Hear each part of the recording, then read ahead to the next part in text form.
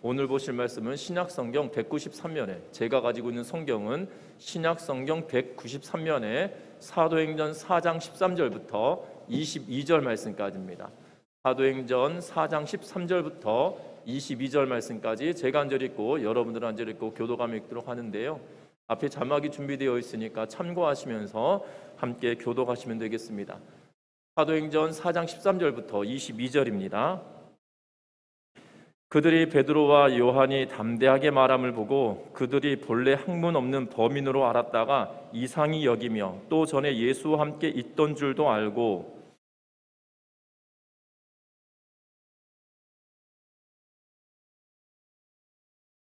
명하여 공회에서 나가라 하고 서로 의논하여 이르되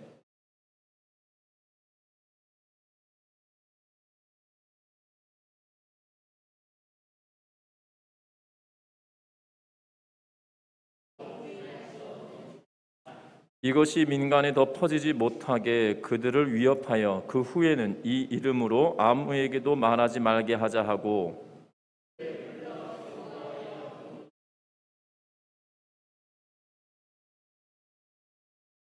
베드로와 요한이 대답하여 이르되 하나님 앞에서 너희의 말을 듣는 것이 하나님의 말씀을 듣는 것보다 옳은가 판단하라.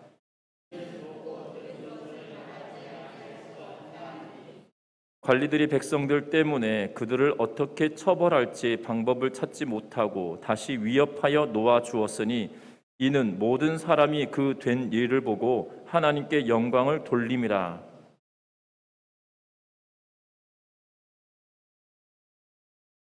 아멘. 우리 서로 인사 나누고 말씀 나누겠습니다. 사랑하고 축복합니다. 서울 아산병원 강동화 교수가 두려움의 형제, 용기라는 글을 게재한 글이 있는데요. 뭐라고 이야기하냐면 신경과 교수였던 강동화 교수가 이런 말을 합니다. 40대 미국 여성 SM이라 불려진 여성이 아무 겁 없이 뱀을 만졌다고 합니다. 그녀는 애완동물 가게에 들어가서 뱀을 보자 호기심을 발동하여서 뱀의 비늘을 쓰다듬고 날름거리는 혀로 만지기까지 합니다. 이거 정말 재밌는데요라고 말하며 더 크고 위험한 뱀들을 만지고 싶어 했습니다. 심지어 치명적인 독을 가지고 있는 독거미를 만지려고 하자 종업원이 가까스로 이 여인을 만류하였다고 합니다. 또한 이 여인에게 한 강도가 이 여인의 칼을 목에 들이대고 죽이겠다고 위협한 적도 있는데 이 SM이라 불려지는 이 여인이 침착하게 이 대응함으로 인해서 오히려 이 위협하였던 남성이 도망치게 되어지는 일들을 보았다고 합니다. 그녀의 공포 수준은, 공포를 느끼는 그 감각은 0이었다고 이야기하며 이 그녀에게 일어났던 일들의 이 신체적인 문제가 있었다고 합니다. 편도체라 불려지는 이 부위가 서서히 딱딱해지고 쪼글쪼글해져서 두려움이라고 하는 감각 자체를 느끼지 못하는 그러한 희귀병을 갖는 유전되어지는 희귀병을 가지고 있다고 합니다. 이 편도체는 이 뇌의 일부분인데요. 그 일부분이 딱딱해지고 쪼글쪼글해져서 없어지는 그러한 희귀 질환인데 이 편도체라고 하는 부분이 우리의 두려움을 관장하는 부위다라는 이야기를 합니다. 우리는 종종 이런 이야기를 합니다. 자라보고 놀란 것은 소뚜껑 보고 놀란다, 이런 표현을 쓰거든요. 그리고 길을 가다가 바위 틈 사이에 뭔가 꾸물꾸물대고 있으면 소스라치게 놀라기도 합니다. 저 같은 경우는 이 겁이 좀 많아서요, 뱀 이런 거 보면 정말 많이 놀래거든요. 아마 나뭇가지가 이렇게 그 바위 틈 사이에 있는데 바람 불어서 꾸물꾸물하면 아마 저것이 뱀이겠구나 생각하고 화들짝 놀랄 것은 분명합니다. 그런데 분명한 것은 그런 두려움이 사람들은 당연하게 가지고 있는 감각이고 감정이라는 것이에요. 그런데 이 SM이라 불렸던 여인처럼 이 편도체가 문제가 생겨서 또한 질병 때문에 그 두려움 자체가 없어지면 또 다른 모습을 보게 된다는 거죠.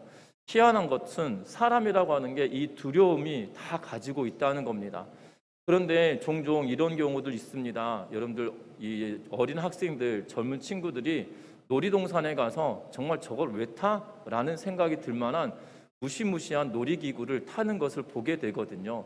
뭐 70m 이상 되는 높이에서 뚝 떨어지는 그런 놀이기구를 타고, 또 이 360도 회전하는 그러한 놀이기구를 사실 저걸 왜 타나 싶거든요. 그리고 그것을 굳이 돈 내 가지고 소리 지르면서 타야 될 이유가 뭐가 있을까라고 저는 개인적으로 생각합니다.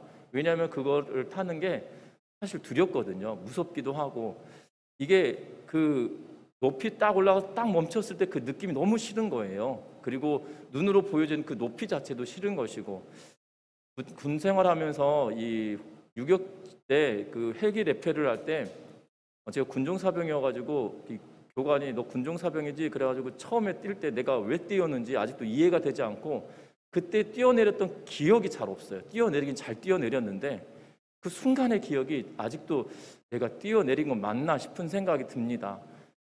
분명한 것은 이 두려움이라고 하는 게 모두에게 있으나, 이 놀이기구를 잘 타거나 때로는 이 두려울 것 같은 그러한 스포츠를 하는 분들, 특별히 이 동계올림픽이 얼마 전에 마쳤는데요. 이 그 스키 점프라고 하잖아요. 스키를 타고 쭉 내려와서 활공하듯이 날아가는 그런 모습을 보면, 저 높이에서 뛰어내리면 저걸 어떻게 감당하나 라는 싶은 생각이 드는데, 그 운동선수는 그러면 이 편도체에 문제가 있느냐? 또 그것도 아니라는 거죠.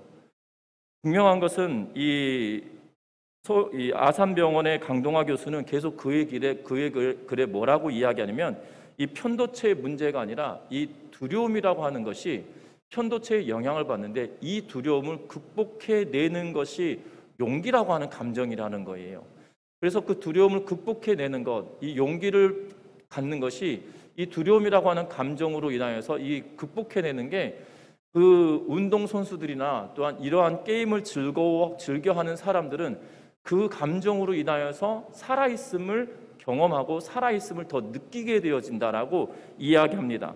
그러면서 이런 실험을 했습니다. 어떤 실험이냐면, MRI 기계 속에 사람을 넣고 이 측정을 하는데요. 그 기계 안에다 뭘 두었냐면, 뱀을 이 바구니 속에다 담아서 그 사람에게 가까이 올 수 있도록 장치를 해 두었어요. 기계 안에 들어가서 이 뱀이 자기에게 가까이 오도록 버튼을 누르면 점점 가까이 오고요. 또 다른 버튼을 누르면 멀어지게 만드는 그러한 장치를 해놓고 실험을 했다고 합니다. 그런데 점점점 가까이 오게 하는 사람들이 있었다는 거예요.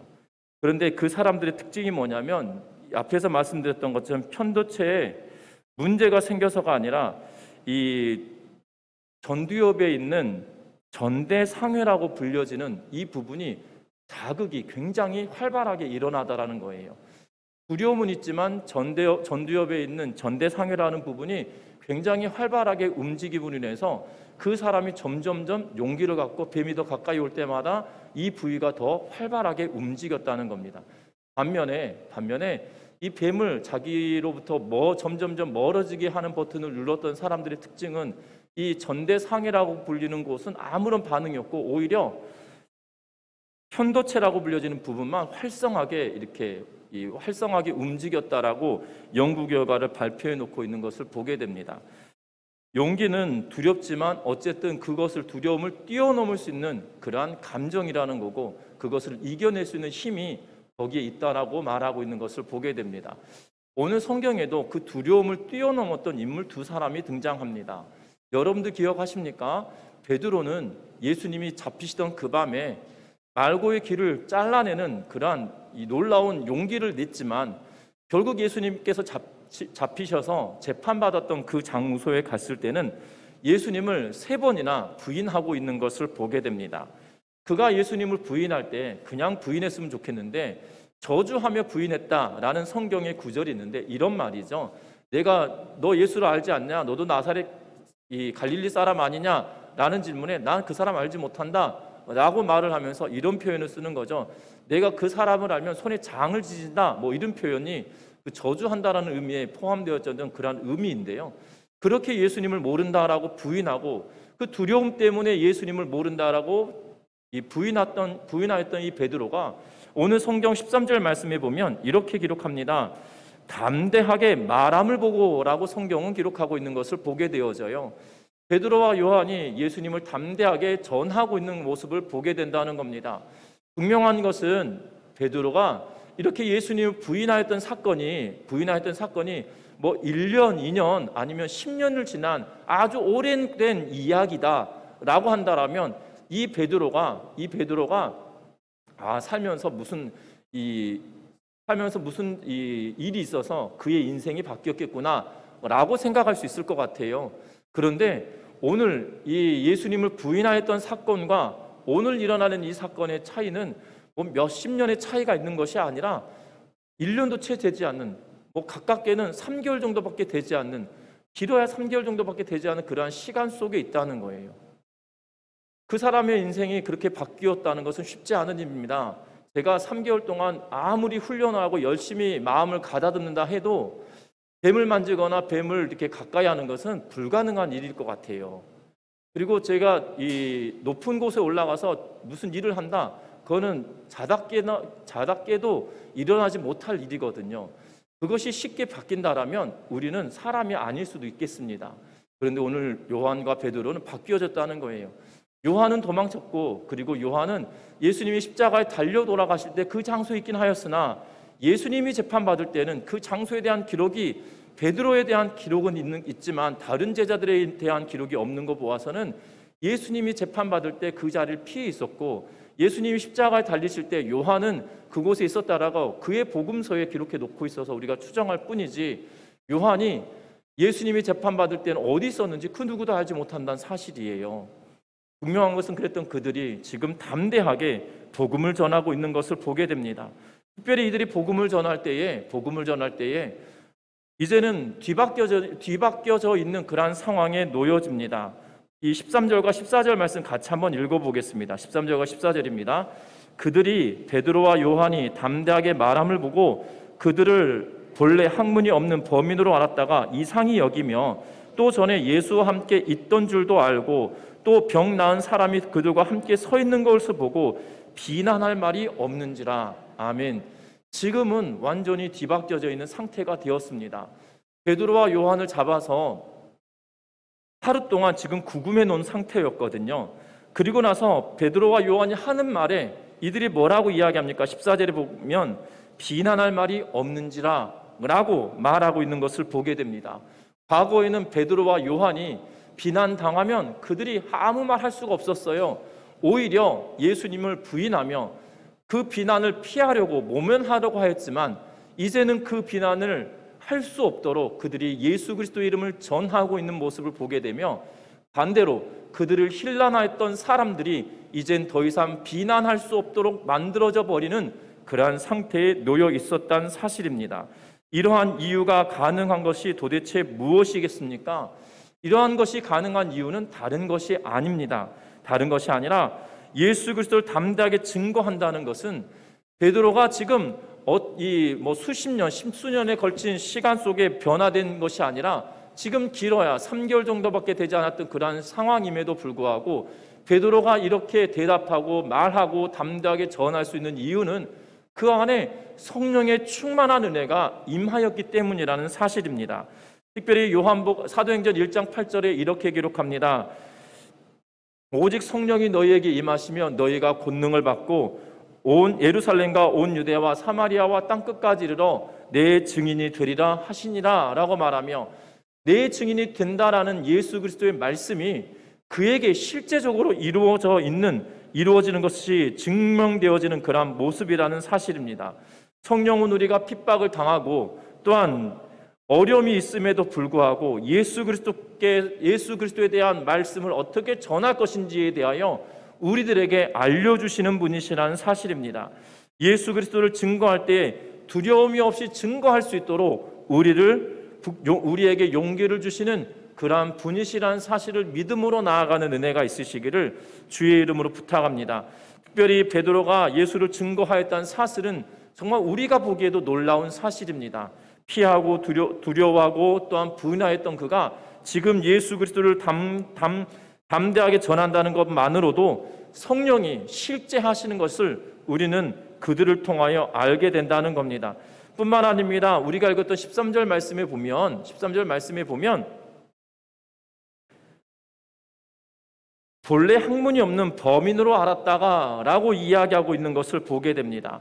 베드로와 요한이 학문이 없는 그러한 평범한 사람이다라고 여겨졌다는 거죠. 여기서 말하는 범인이라는 말은 무슨 의미냐면 랍비가 아니다. 다시 말하면 율법을 가르치는 학자들이 아니다는 거죠.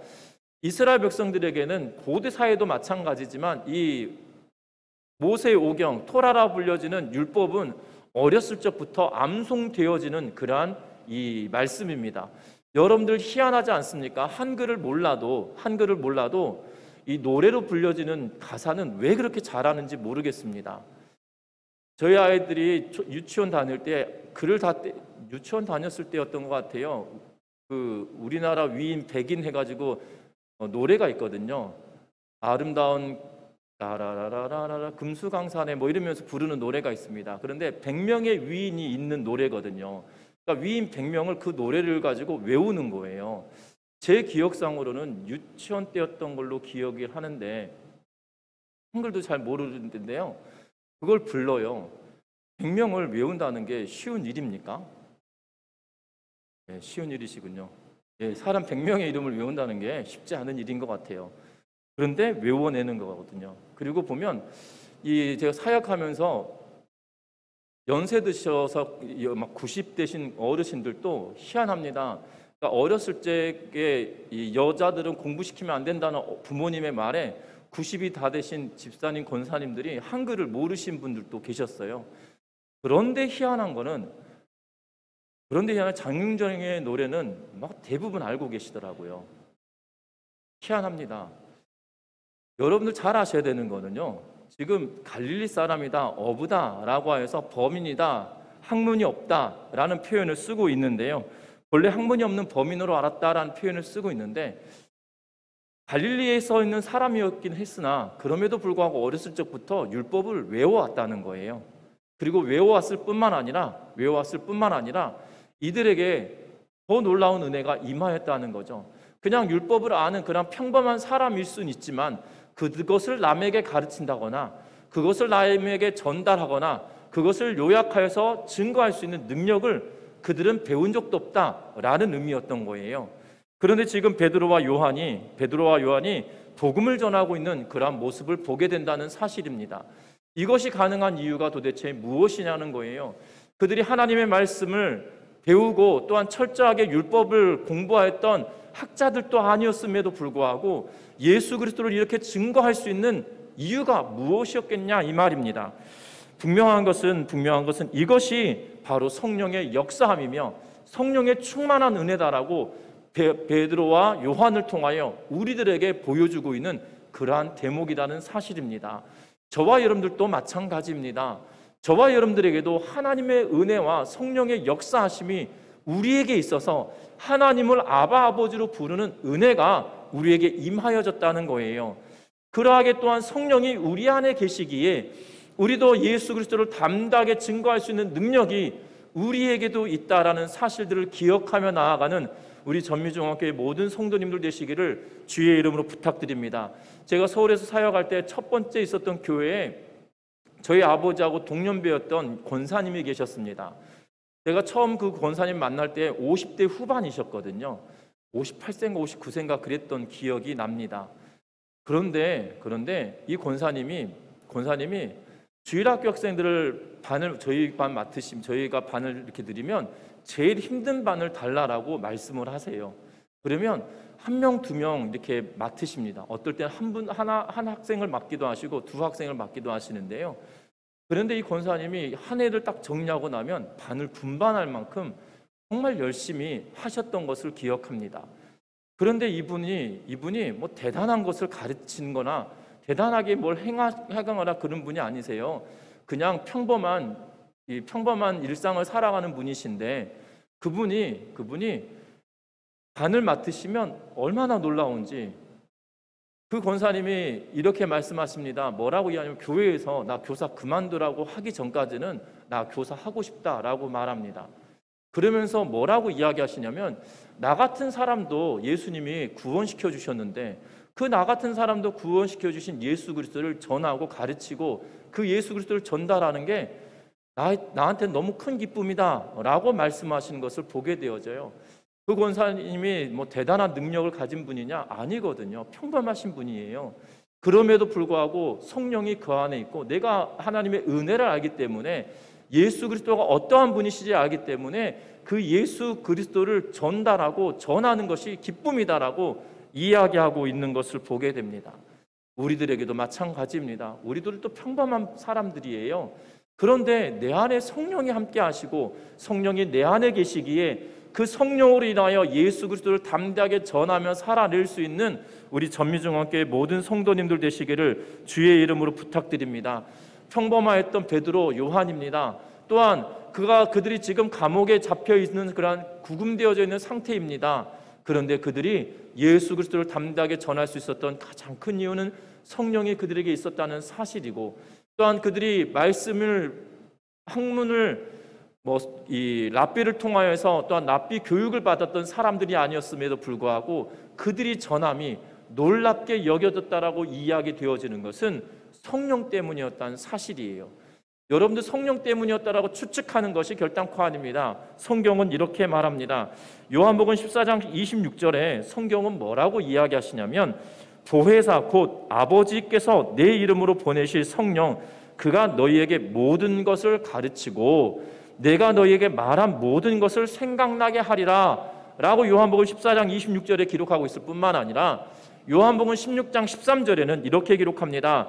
그러나 진리의 성령이 오시면 그가 너희를 모든 진리 가운데로 인도하시니니 그가 스스로 말하지 않고 오직 들은 것을 말하며 장래일을 너희에게 알리시리라 라고 말씀하시면서 성령을 너희에게 보내실 건데 그 성령은 내가 너희에게 말한 모든 것을 가르치게 하고 생각나게 만들 뿐만 아니라 그 성령은 스스로 말하지 않고 이미 말씀하신 것을 듣게 하고 또한 장래일을 너희로 깨닫게 만드시는 분이 바로 이 성령이다라고 이야기하고 있다는 거예요. 지금 베드로와 요한이 성령이 그들에게 임하니 예수께서 가르치신 말씀이 생각나게 되어질 뿐만 아니라 그가 너희에게 모든 것을 가르쳐 주실 거다라고 하였던 그 약속의 말씀이 그들을 통하여 실제적으로 이루어지고 있는 모습을 보게 된다는 거예요. 우리 전미중학교 성도 여러분들, 난 배운 것이 없어서 아니라는 거예요. 성령이 내 안에 계시면 내가 하나님의 말씀을 듣고 깨닫게 되어지는 것을 전할 수 있는 능력이 우리에게 이루어진다는 것을 이 말씀을 통하여 기록하고 있을 뿐만 아니라 베드로와 요한이 그것의 증인이요. 또한 베드로와 요한뿐만이 아니라 또한 우리가 일상을 살아가면서 경험하는 믿음의 사람들을 통하여서 경험되어지는 일이라는 사실들을 주목하셨으면 좋겠습니다. 그러면 여러분들에게도 정말 성령이 함께 하시냐는 거예요. 문제는 거기에 있는 거 아니겠습니까? 내가 성령이 충만하다라는 의미는 내 안에 성령이 있어야 그것이 충만하다라고 여겨질 것 아니겠습니까? 지금 우리나라의 이 화재 때문에 산불 때문에 엄청난 어려움을 겪고 있습니다. 오늘 아침 뉴스에 보니까 10군데 넘는 곳에서 이 화재가 나서 특별히 지금 동해안 일대에 엄청난 불길 때문에 지금 사투를 하고 있는 그러한 상황을 우리는 보는데요. 여러분들, 이 불이 나는 이유가 무엇이겠습니까? 불이 날 수 있는 조건들이 마련되었기 때문에 불이 나는 거 아니겠어요? 이 열과 산소가 있어야 되고 탈 것이 있으면 불이 나는 것 아니겠습니까? 그 중에 하나만 없어도 불이 꺼져버리거나 불이 일어나지 않거든요. 불이 붙을 수 있는 온도, 그리고 불을 점화시키는 산소가 있어야 되고 태울 것이 있어야 되는 것인데, 분명한 것은 성령이 우리 안에 없으면 이게 조건이 맞지 않는 거잖아요. 그럼 우리 안에 성령이 있냐고요? 한번 잘 점검해 보셨으면 좋겠는데요. 성경은 이렇게 말합니다. 로마서 8장 15절에 성경에 이렇게 말해요. 너희는 다시 무서워하는 종의 영을 받지 아니하고 양자의 영을 받았으므로 우리가 아빠 아버지라고 부르짖느니라 라고 말씀하고 있다는 거예요. 우리가 하나님을 아빠 아버지라고 부를 수 있는 이유는 다른 것이 아니고 너희 안에 양자의 영, 성령이 너희 안에 있어서 하나님을 아빠 아버지로 부르게 만드신다라고, 부르짖게 만든다라고 이야기하고 있다는 거예요. 여러분들 하나님을 아빠 아버지, 하나님을 아버지로 믿어지십니까? 여러분들이 정말 하나님을 아바 아버지로 부를 수 있는, 믿어지는 그러한 근거가 여러분들 안에 있냐는 거예요. 또한 갈라디아서 4장 6절에는 뭐라고 기록하고 있냐면, 너희가 아들이므로 하나님이 그 아들의 영을 우리 마음 가운데 보내사 아빠 아버지라 부르게 하셨느니라 라고 말씀하고 있어요. 우리의 마음에 하나님의 영을 담아주셨기 때문에 하나님을 아빠 아버지로 부를 수 있게 만드셨다라고 갈라디아서는 더 정확하게 우리들에게 말씀해 주고 있다는 거예요. 여러분들 하나님을 아빠 아버지, 하나님을 아버지로 믿으십니까? 그러면 우리 안에 성령이 있다는 거예요. 그것이 우리의 성령이 내 안에 계심을 증거하는 것이거든요. 그런데 내 안에 성령이 있음에도 불구하고, 내 안에 성령이 있음에도 불구하고 하나님을 아빠 아버지라 부르며 살아감에도 불구하고 내 삶의 현장에서는, 내 삶의 실제적인 상황에서는 예수 그리스도를 베드로나 요한처럼 전하지 못하는 삶을 살 때가 더 많다는 거죠.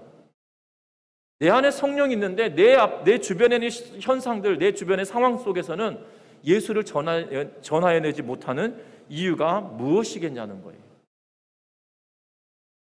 우리 전미중학교 성도 여러분들, 저와 여러분들 심령에 성령이 함께 하시기에 우리가 어떤 상황 속에서도 예수 그리스도의 이름을 담대하게 전하며 살아낼 수 있는 믿음의 백성들 되시기를 주의 이름으로 부탁드립니다. 여기서 말씀드리는데요, 오늘 성경에 보니까 베드로가 담대히 예수님에 대하여 전했어요.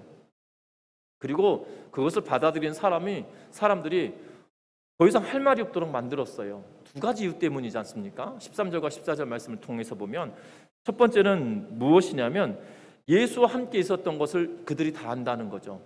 아, 저 사람 예수 믿는 사람이야, 예수의 제자야 라는 것을 그들이 알았다는 거예요. 또 하나가 뭡니까? 병 나은 사람, 다시 말하면 성전 미문에 앉아서 구걸하였던 안진뱅이였다는 거예요. 이 안진뱅이를 고쳐진 사건을 다 안다는 거예요. 그런데 놀라운 것은 이 고쳐짐 사건이 어느 정도였냐면 16절에 보니까 이 사람들을 어떻게 할까, 그들로 말미암아 유명한 표적이 나타난 것이 예루살렘 사는 모든 사람에게 알려졌으니 우리도 부인할 수 없다라고 이야기하고 있어요. 그만큼 놀랍죠. 왜냐하면 이 사람은 성경에 보니까 40세 될 때까지, 22절 말씀에 보면 이 표적을 병 나은 사람은 40여세나 되었더라 라고 이야기하고 있어요. 40살 다 되었던 사람이 성전 미문에 와서 날마다 구걸하였던 것은 예루살렘 사람들이 다 아는 거예요. 어떻게 알았느냐? 뭐 전미동에 일어난 일을 저기 효자동에서 있었던 사람이 알 수 있을까요? 모르거든요. 그런데 이것이죠, 예루살렘엔 성전이 하나밖에 없었어요.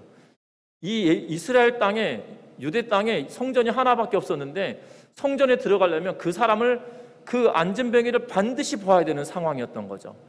이 문이 뭐 전미동 이쪽 그 하리교에서부터 시작해서 미산초등학교까지 문이 이렇게 넓은 거였으면 뭐 다들 성전 미문에 있는 사람이 누군지 모를 수도 있겠지만 문이라고 하는 것이 그렇게 큰 문이 아니었거든요.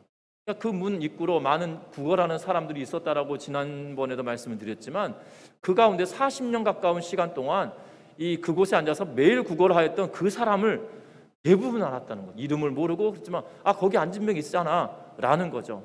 그래서 예루살렘의 모든 사람들이 그것을 알고 있을 만큼 놀라운 일이 벌어졌다는 거예요. 여러분들 중요한 것은 예수님의 제자였던 그것이 사실이었고, 그들이 예수 그리스도의 이름을 증거하고 예수 그리스도의 이름으로 말미암아 그가 나음을 얻었다는 사실 또한 명확한 사실이었다는 거예요. 우리는 기억했으면 합니다. 저와 여러분들이 내 안에 성령이 있습니다. 그러면 예수 그리스도의 이름을 증거하기 시작하면 어떠한 일이 벌어지냐면 예수 그리스도의 이름에 능력이 있음을 하나님께서 증명시켜 준다는 거예요.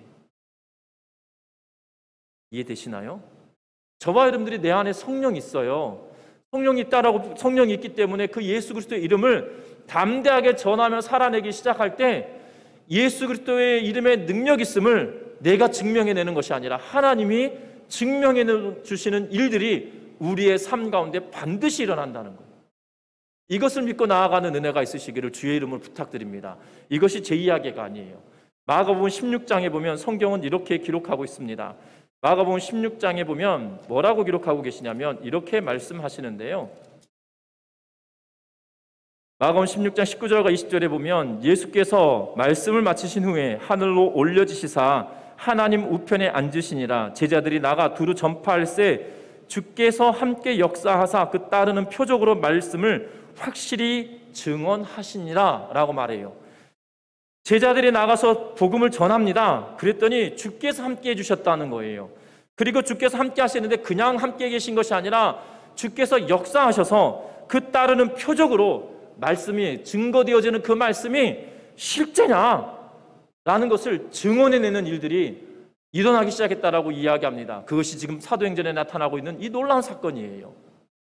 저와 여러분들이 내 안에 성령이 계시기에 내 안에 있는 말씀을 가지고 성령을 가지고 담대하게 전하며 증거함으로 말미암아 하나님이 실제로 살아계심이 하나님께서 스스로 증명하는 은혜를 경험하는 우리 전민중학교의 모든 성도님들 되시기를 주의 이름으로 부탁드립니다. 뿐만 아닙니다. 오늘 성경의 말씀에 보니까 뭐라고 말씀하시냐면 지금 그 이후에 종교 지도자들이 그들을 내보내면서 뭐라고 이야기하냐면 민간에 퍼지지 못하게 위협하였다라고 17절에 기록해요. 그리고 나서 이 이름, 다시 말하면 예수 그리스도의 이름을 아무에게도 말하지 말라라고 경고합니다.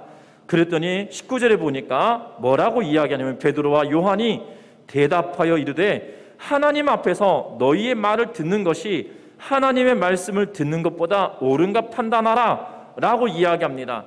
결국 이 말은 뭐냐면 우리는 너희들 말을 들을 수가 없다. 너희들 말을 듣는 것이 낫겠냐? 하나님 말에 순종하는 것이 낫겠냐? 라고 이야기하고 있어요. 여러분들 성령이 그 안에 있으면 어떠한 결단이 내려집니까? 내가 정말 두려워할 것이 무엇인지 두려워할 대상이 바뀌어지는 거죠. 하나님의 말씀을 듣는 것이 더 낫다라고 베드로와 요한은 이야기하며 예수 그리스도의 이름을 증거하겠다라고 지금 선포하고 있는 것을 보게 됩니다.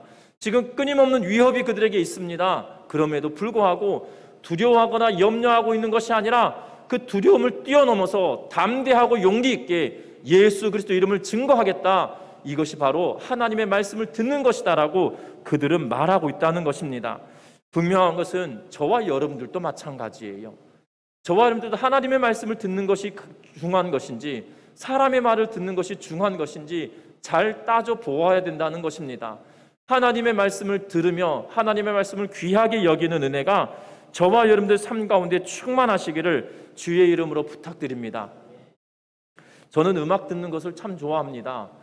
그래서 간혹 이렇게 음악을 들을 때 음악을 크게 틀어놓을 수 있으면 좋겠는데 음악을 크게 틀어놓으면 이 불편해하는 분들이 종종 있잖아요. 그래서 이어폰을 꽂고 음악을 들을 때가 있는데요. 그러면 주변에서 막 뭐라고 합니다. 제 아내나 애들이 저를 부르면 저는 이 소리에 쏙 빠져가지고 못 들을 때가 더 많아요. 그러면 와가지고 건드리거나 뭐 할 때까지 잘 못 느낄 때가 있고 또 더 큰 소리로 이야기해야만 이렇게 반응을 할 때가 있거든요. 여러분도 마찬가지 아니겠습니까? 우리가 하나님의 음성에 집중하고 귀를 기울이고 있으면 다른 것들에 대한 반응이 무감각해지게 되는 거죠. 그런데 하나님의 음성에 관심을 두지 않고 그것에 귀 기울이지 않으면 다른 소리에 더 크게 반응하게 되어지는 것을 보게 됩니다. 여러분들 우리는 어떤 소리에 지금 반응하고 있는지 우리의 자신을 잘 돌이켜 봐야 될 것 같아요. 사무엘상에 이렇게 기록합니다. 사무엘상 15장 24절에 사울이 사무엘에게 이르되 내가 범죄하였나이다. 내가 여호와의 명령과 당신의 말씀을 어긴 것은 내가 백성을 두려워하여 그들의 말을 청종하였음이니이다 라고 이야기합니다. 아말렉을 다 진멸하라는 하나님의 명령에 사무엘의 말씀에 아말렉을 다 진멸한 것이 아니라 그들 가운데 좋아 보이는 우양들을 가지고 오고 또한 포로들을 데리고 왔습니다. 그리고 나서 하는 말이 이거예요. 하나님께서 널 버리셨다고 하니까 그가 뭐라고 하냐면 내가 백성들을 두려워하여 그들의 말을 귀를 기울였다 라고 말하고 있는 걸 보게 되어져요. 여러분들 왕을 세운 것이 사울을 왕으로 세운 것이 백성들이 아니었습니다. 하나님이 그를 세우셨어요. 사울이 왕으로 선출할 때 우리처럼 뭐 어제부터 금요일부터 시작해서 어제까지 뭐 사전 투표가 되고 3월 9일 날 우리가 또 본선거를 하고 이런 것이 있는데요. 백성들이 투표해가지고 뽑은 게 아니라 사무엘이 온 민족을 불러 모았습니다. 그리고 제비를 뽑아라 했더니 이 베냐민 지파가 뽑힌 거예요. 12지파 가운데. 그리고 베냐민 지파 가운데 여러 족장이 있는데 그 가운데 이름 뽑았더니 그 족장이 포함된 거예요. 더 뽑았더니 이 사울의 집안의 사람이 뽑힌 겁니다. 또 뽑았습니다. 그의 아버지가 뽑힌 거예요. 그리고 사울이 뽑혀지게 된 거죠. 사람들이 추천하고 뽑았다라면, 이렇게 선거를 했다라면 백성들을 두려워하는 것이 마땅한 일일 거예요. 그런데 제비뽑기가 백성들이 뽑은 건가요? 아니거든요. 하나님이 그들을 택하였다, 사울을 하나님께서 택하셨다는 것을 보여주었던 거죠. 그러면서 어떠한 일이 벌어집니까? 사울이 되어진 것을 알고 사람들이 비웃었어요. 그런데 하나님의 영이 그에게 임함으로 인하여 블레셋과의 전쟁에서 대승을 거두게 되어지죠. 여러분도 잘 알아야 되는 건, 그래서 하나님이 널 택한 거 맞다라는 것을 증명해 주셨다는 거예요. 그때까지만 하더라도, 아니, 사울을 하나님께서 택하셔서 그 하나님의 영이 그들과 함께 함으로 인하여 놀라운 역사들을 보았다는 거예요. 그런데 지금 사울은 어떠합니까? 하나님의 말씀을 두려워하지 않고 사람의 말을 두려워하기 시작하였더니 그는 아무것도 되지 않은 거죠. 하나님이 내가 널 버렸다라는 그러한 이유밖에 듣지 못했다는 사실입니다. 우리도 마찬가지입니다. 저와 여러분들 부르신 이가 누구신가요? 제가 여러분들 이곳에 모이라고 불렀습니까? 아니거든요. 제가 왔더니 여러분들이 여기 먼저 계셨잖아요. 그 이유가 무엇입니까? 하나님께서 여러분들 택하셔서 예수 그리스도의 피로 여러분들 자녀 삼아주시고, 그것을 믿기 때문에 이것을 지키고 이곳에서 눈물을 흘리고 기도하셨던 거 아니겠습니까? 분명한 것은 그 근거를 두고 여러분들이 지금까지 버티며 기도하며 살아왔는데, 중요한 것은 세상을 두려워하고 사람들을 두려워하기보다도 하나님을 두려워해서 하나님이 나에게 요구하시는 것이 무엇인지, 하나님이 나에게 명령한 것이 무엇인지, 하나님이 나에게 바라는 것은 무엇인지, 그것을 생각하며 나아가는 우리 전미중학교 모든 성도님들 되시기를 주의 이름을 부탁드립니다. 말씀을 맺으려고 합니다. 제자들은 분명히 두려웠을 겁니다. 사람이 두려워하지 않으면 그게 사람이겠습니까? 이 뭔가 문제가 있는 분이겠죠. 그런데 그들도 두려웠을 겁니다. 그런데 그들이 두려움을 이겨내는 그 용기가 어디서부터 나왔겠냐는 거예요.